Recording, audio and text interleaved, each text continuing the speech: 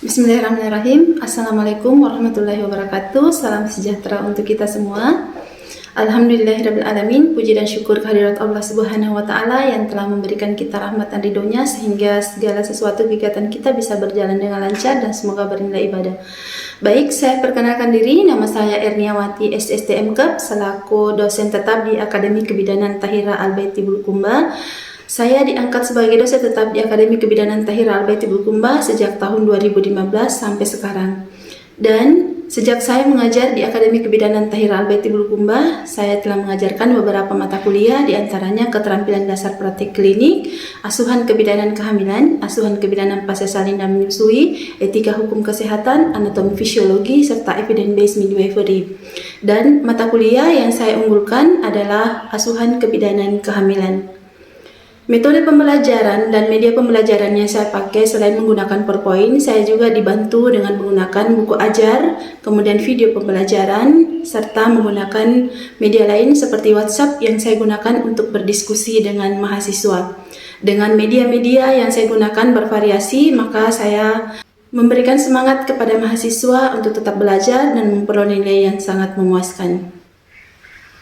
Baik, saya akan menjelaskan deskripsi mata kuliah asuhan kebidanan kehamilan yang saya ampu, yaitu asuhan kebidanan kehamilan merupakan mata kuliah inti di Prodi Kebidanan Akademi Kebidanan Tahira Al-Baiti Bulukumba, dan saya menggunakan dengan metode DIA atau Delivery Interaction and Assessment. Mata kuliah ini merupakan mata kuliah wajib dengan 5 SKS, 2 SKS teori, dan 3 SKS praktikum. Adapun deskripsi mata kuliah ini merupakan mata kuliah inti di program studi, dan setelah menyelesaikan mata kuliah ini, mahasiswa diharapkan mampu memberikan asuhan kebidanan kepada ibu hamil, baik itu secara role play dengan pantom maupun kepada ibu hamil dengan memberikan asuhan secara langsung kepada ibu hamil.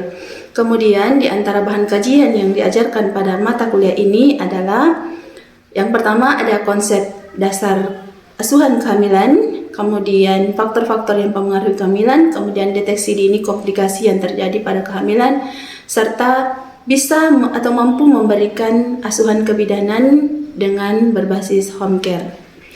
Untuk capaian mata kuliah, yang pertama adalah konsep dasar asuhan kehamilan, kemudian faktor-faktor yang mempengaruhi kehamilan, kemudian kebutuhan dasar ibu hamil, baik secara fisik maupun psikologi, kemudian asuhan kehamilan yang diberikan kepada ibu hamil, baik pada kunjungan awal maupun kunjungan ulang, kemudian pengenalan tanda bahaya pada kehamilan, serta deteksi dini gegawat daruratan pada kehamilan, serta manajemen asuhan kehamilan dengan menggunakan 7 langkah Varney, kemudian pemberian asuhan kehamilan secara atau berbasis home care. Sistem pembelajaran di mata kuliah asuhan kebidanan kehamilan dengan metode pembelajaran aktif yang mengutamakan peran dan keaktifan mahasiswa atau student-centered learning, pembelajaran yang berpusat kepada mahasiswa dalam pembelajaran, yaitu pembelajaran kolaboratif, diskusi kelompok, dan penugasan studi kasus.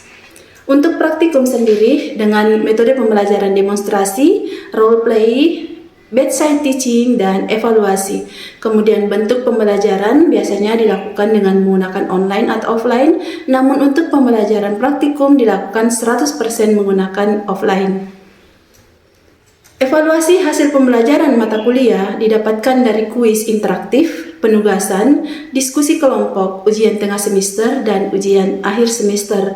Kemudian untuk bobot penilaian, tugas dan kuis diberikan 25%, kemudian MIT 35%, serta ujian akhir semester 40%. Baik, demikian perkenalan dari saya. Terima kasih. Wabillahi taufiq wal hidayah. Wassalamualaikum warahmatullahi wabarakatuh. Assalamualaikum warahmatullahi wabarakatuh. Waalaikumsalam warahmatullahi wabarakatuh. Alhamdulillahirrahmanirrahim. Bagaimana kabarnya semua? Alhamdulillah, luar biasa.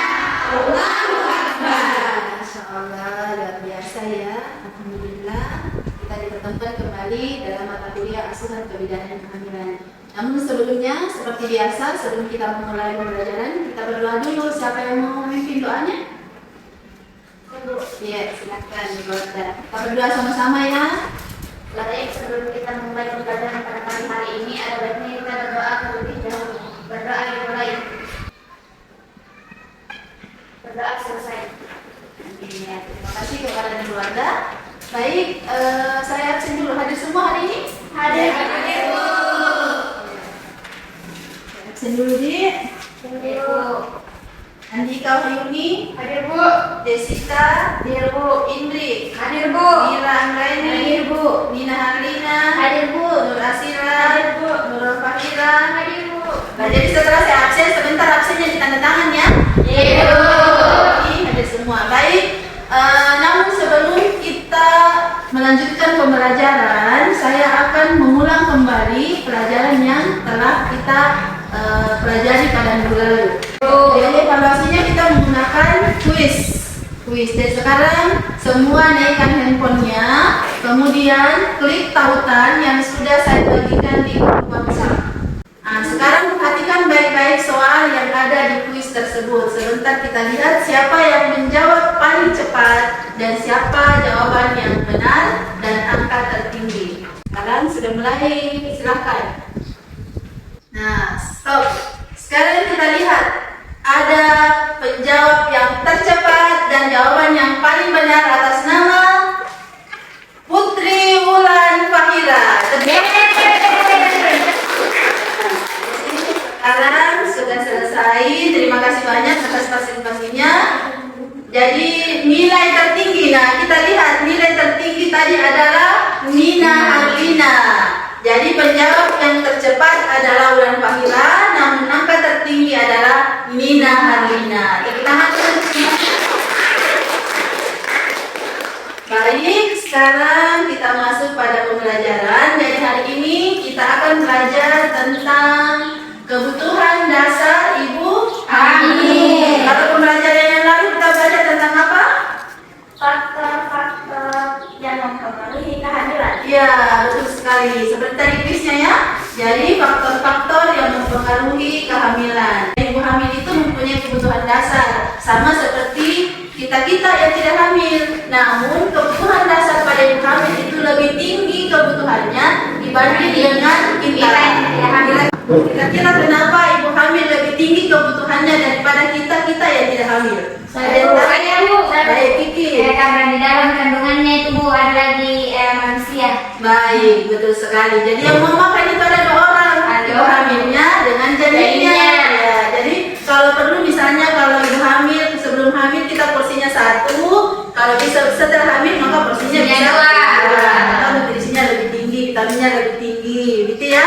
Nah, sekarang kita lihat kebutuhan dasar ibu hamil sesuai tahap perkembangannya. Sebelum kita lanjut, saya akan memperkenalkan dulu apa sih deskripsi dari mata kuliah ini. Jadi setelah kita belajar sub-pokok bahasan tentang kebutuhan dasar ibu hamil, diharapkan mahasiswa mampu menjelaskan dan mampu memberikan asuhan kepada ibu hamil untuk kebutuhan dasar ibu hamil. Gitu ya? Ibu, sudah paham? Ibu. Nah, sekarang kita lihat kebutuhan fisik ibu hamil trimester 1, 2, dan 3. Seperti kita ketahui bahwa ibu hamil itu mempunyai 3 trimester. Trimester 1, 2, dan 3. Jadi tiap-tiap trimesternya itu ibu hamil mempunyai kebutuhan dasar. Nah, kita lihat kebutuhan dasar yang paling dibutuhkan oleh ibu hamil. Yang pertama adalah apa? Oksigen. Nutrisi. Baik, kita semua ya. Iya, Masya Allah. Jadi sekarang kita yang pertama adalah kebutuhan O2. Kebutuhan O2 selama hamil konsumsi keseluruhan O2 meningkat menjadi 15 sampai dengan 20%. Kenapa? Seperti tadi yang sudah dikatakan temannya bahwa ibu hamil itu ada dua di dalam tubuhnya. Kebutuhan untuk dirinya sendiri dan kebutuhan untuk janin. Ya, jadi makanya kebutuhan dasar ibu hamil itu meningkat dibanding sebelum hamil, gitu ya. Ibu. Jadi separuh dari peningkatan ini disebabkan karena rahim dan isinya, sedangkan sisanya disebabkan oleh peningkatan kerja janinnya ibu. Oke. Jadi pertambahan yang kecil adalah akibat kerja otot pernapasan dan payudara. Jadi kenaikan konsumsi O2 umumnya disertai oleh respon yang memudahkan penghantaran O2, yakni meningkatkan curah jantung dan ventilasi alveolar sampai pada penumpukan curah jantung dan alveolar. Jadi ibu hamil itu ketika dia hamil biasanya ibunya sesak karena pertumbuhan janinnya semakin membesar sehingga dia menekan diafragma, gitu ya, menekan diafragma sehingga biasanya ibu hamil ada yang sesak nafas, gitu ya. Sesak nafas dalam artian bukan sesak nafas karena penyakit, tapi karena dia kekurangan O2 dalam tubuhnya karena desakan rahim yang semakin membesar oleh pertumbuhan janin yang juga semakin membesar, gitu ya. Nah, kemudian yang kedua adalah kebutuhan nutrisi. Nah, ini juga yang paling penting. Tadi dikatakan bahwa kalau sebelum hamil kita itu memerlukan makan, ya, memerlukan makanan. Tapi setelah dia hamil, maka kebutuhan makanan, kebutuhan nutrisi tersebut akan semakin meningkat, lebih banyak dibanding sebelum hamil. Ya, kemudian apa sih tujuannya kebutuhan nutrisi untuk ibu hamil itu? Manfaatnya yang pertama bisa mempertahankan kesehatan dan kekuatan badan. Jadi kalau ibu hamilnya sehat, ibu hamilnya terpenuhi nutrisinya, maka janinnya juga akan terpenuhi nutrisinya. Ketika ibunya sehat, maka janinnya juga akan sehat. Nah, kemudian pengadaan cadangan untuk masa laktasi serta penyembuhan luka-luka bekas persalinan. Jadi setelah ibu nanti bersalin, hamil, kemudian bersalin, biasanya kan ada luka, misalnya luka perineum pada saat bersalin, uterusnya terluka di dalam, maka dia butuh nutrisi untuk cepat menyembuhkan luka yang terjadi di dalam rahim, gitu ya? Ibu.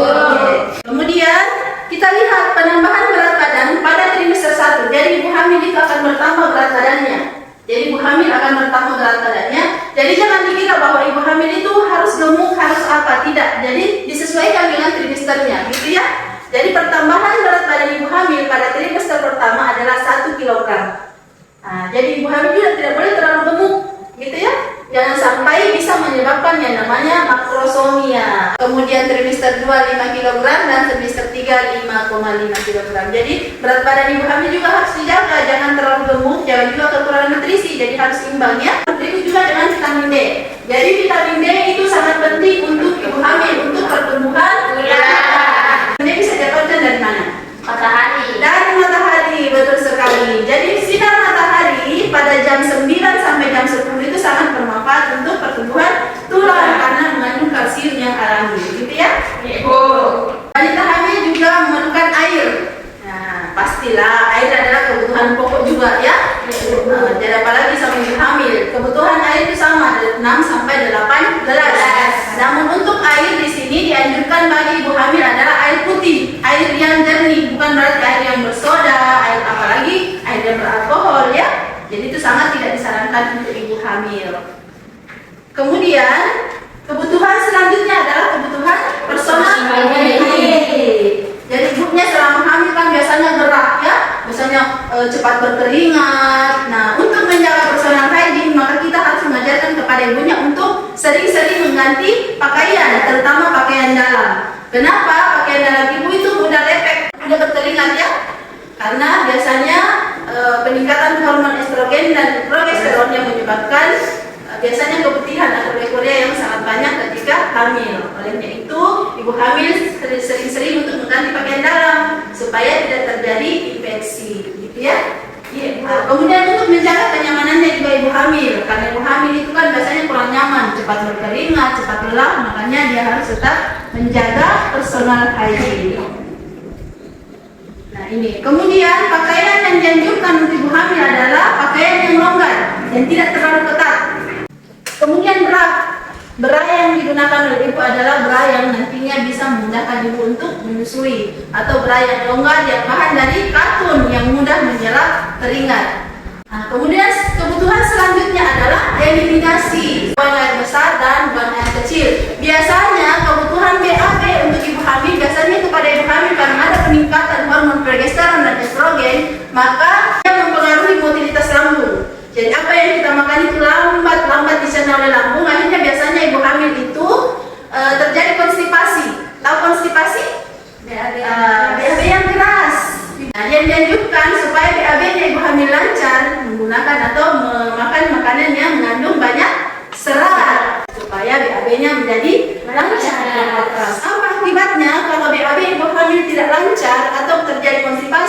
maka ibunya bisa nanti terjadi ambeien, kemudian kurang nyaman, gitu ya. Selanjutnya kebutuhan BAK. Nah, pada trimester 1 dan trimester 3 itu biasanya ibu hamil mengalami sering buang air kecil. Ada yang tahu kenapa? Ya, coba silah. Karena itu jadinya yang ini teman-teman. Betul sekali. Tepuk tangan temannya. Ya.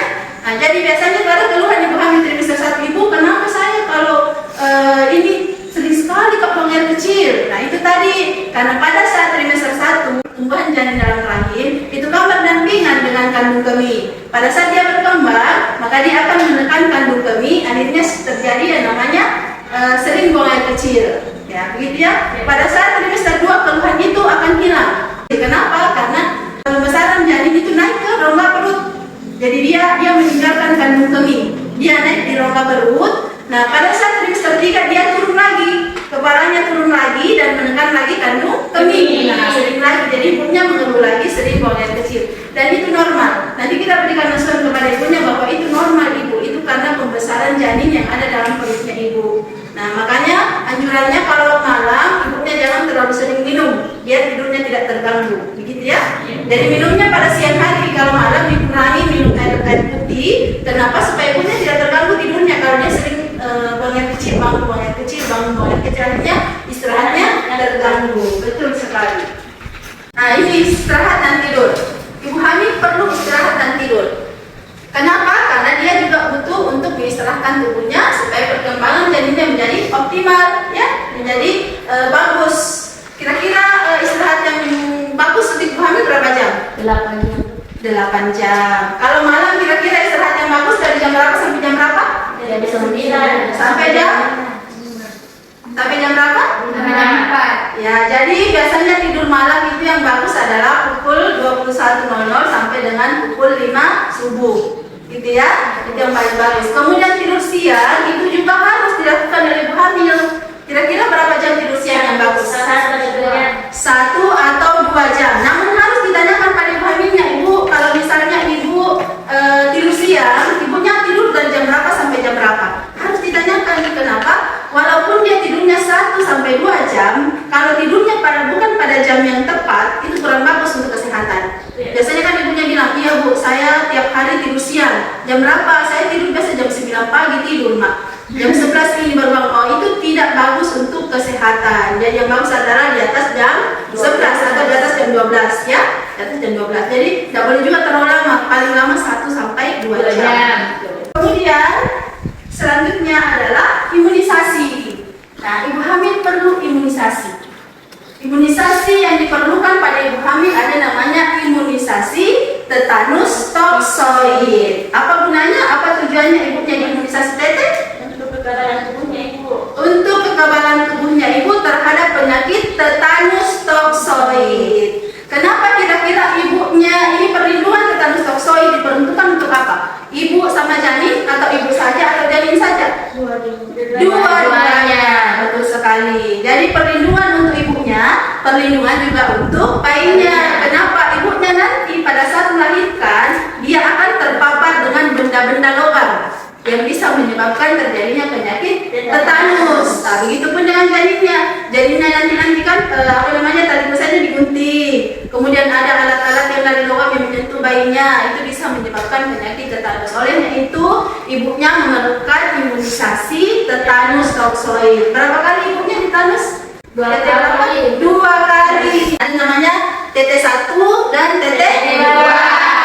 Tadi saya sudah jelaskan. Jadi untuk jeda pemberian antara TT1 dan TT2 itu adalah 12 minggu, gitu ya. Jadi TT-nya diberikan pada umur 12 minggu, kemudian antara pemberian dari TT1 dengan TT2 adalah 4 minggu. Jadi misalnya ibunya datang di minggu ini, jadi 4 minggu kemudian maka diberikan lagi TT2.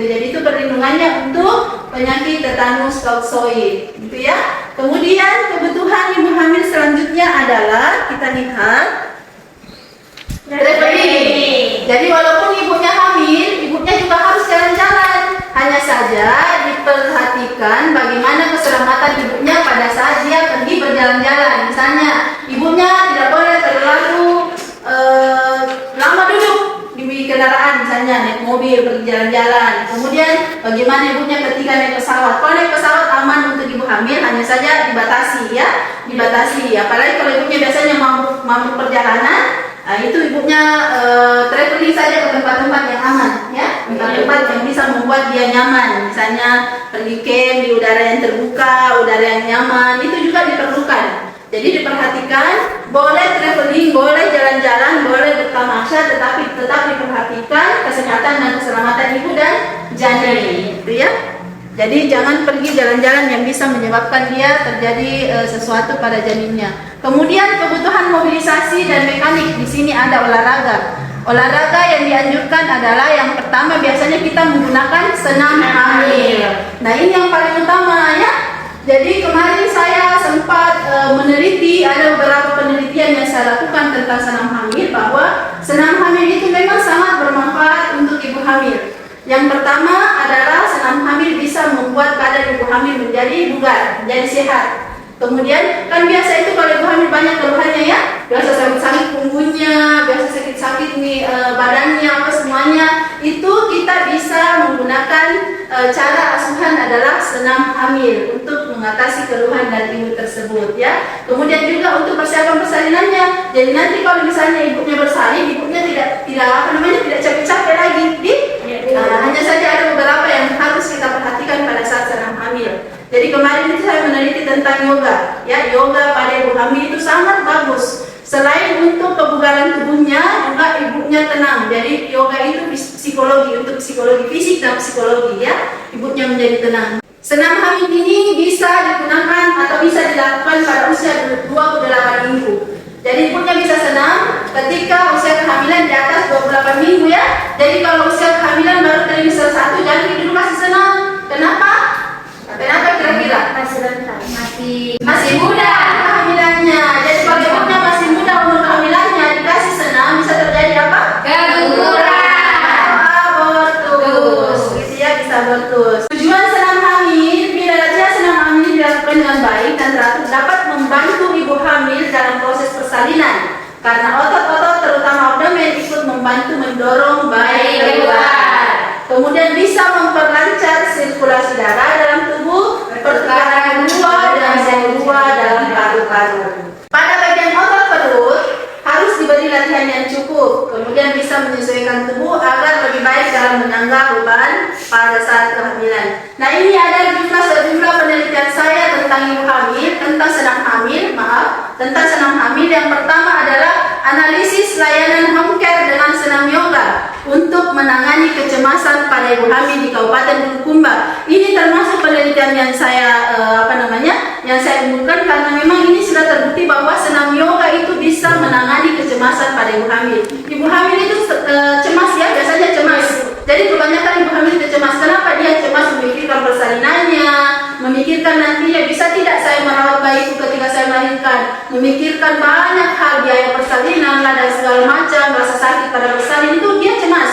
Nah dengan melakukan senam yoga maka bisa menurunkan kecemasan pada ibu hamil, dan ini dilakukan melalui pelayanan home care. Kemudian yang kedua, penelitian adalah pemberdayaan ibu hamil tentang senam hamil melalui pelayanan home care di Kabupaten Bulukumba. Ini juga sudah diteliti. Kemudian yang ketiga, pengaruh prenatal gentle yoga untuk lama kala persalinan. Dan ini sudah terbukti semuanya ya. Jadi senam hamil itu sangat bagus untuk ibu hamil. Namun untuk senam hamil ada beberapa kontraindikasi atau hal-hal yang ibu hamil yang tidak boleh diberikan tidak boleh diberikan senam ya. Nah, ketika ibu hamilnya terjadi anemia, itu tidak boleh senam. Kemudian terjadi paremesis, mual muntah yang berlebihan ya. Jadi apa saja, kemudian kehamilan ganda atau kembar.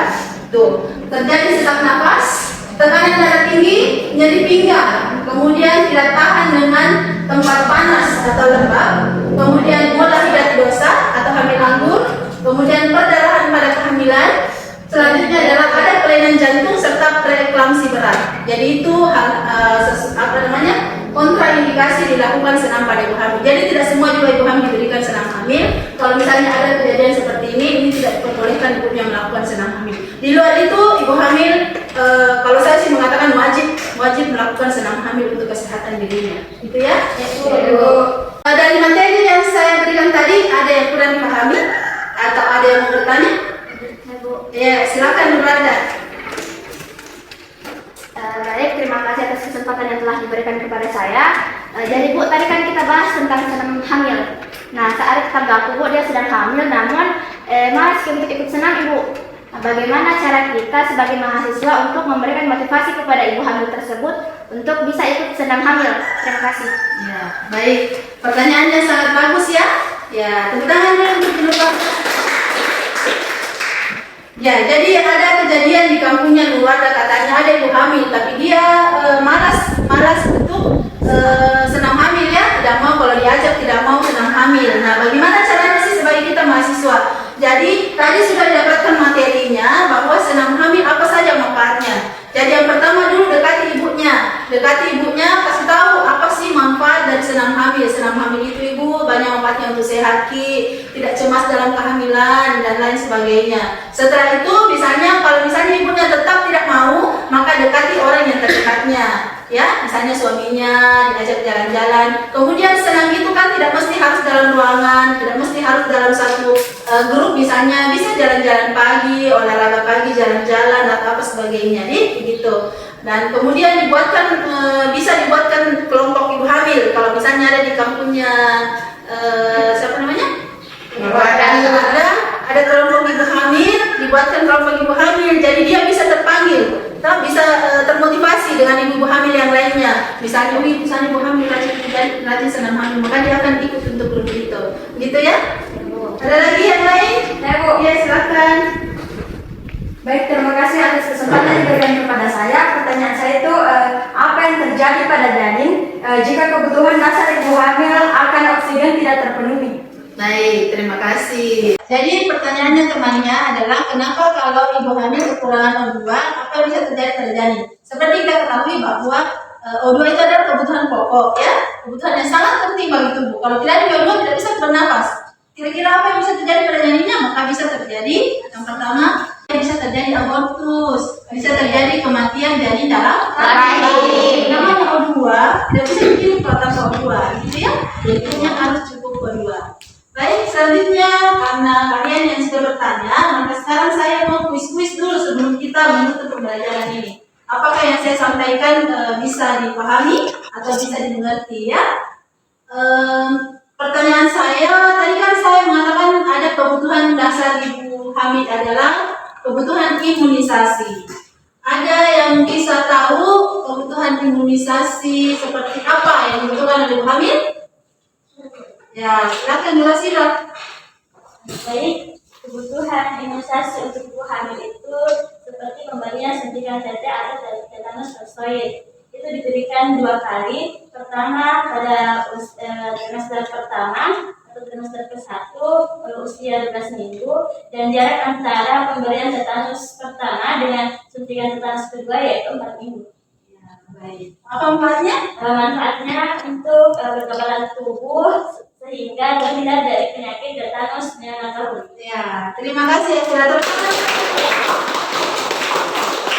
Jadi yang lain sudah dipahami semua?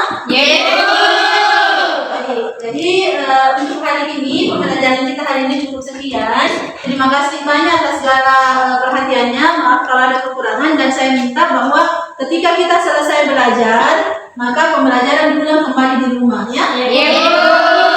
Saya akan berikan tugas tentang pokok bahasan kebutuhan dasar ibu hamil. Saya akan berikan tugas ya.